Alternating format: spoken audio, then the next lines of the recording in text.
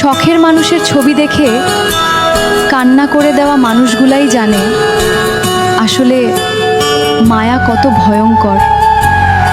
যদি তুমি কারো মায়ায় এখন পর্যন্ত আকৃষ্ট হয়ে না থাকো, তাহলে আমি বলবো কারো মায়ায় জড়িও না।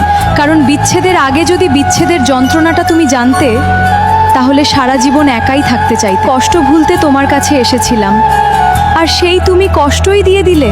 শূন্যস্থান কখনো শূন্য থাকে না, কিন্তু সেই পূর্ণতায় যদি শূন্যতায় খুঁজে পাওয়া যায়, দরকার নেই সেই পূর্ণতার। একা ছিলাম, একাই ভালো ছিলাম। কেন যে তোমার মায়ায় পড়তে গেলাম আর নিজেকে নিজের কাছেই তিলে তিলে শেষ করে দিলাম। আল্লাহ গো, আমি সত্যিই জানি না আমার কপালে শেষটা কি আছে। দিনে দিনে নিজের বিশ্বাসের কাছে একটু একটু করে শেষ হয়ে যাচ্ছে। আমার জীবন ঠিক কোনখানে গিয়ে থামবে আমি সত্যিই জানি না।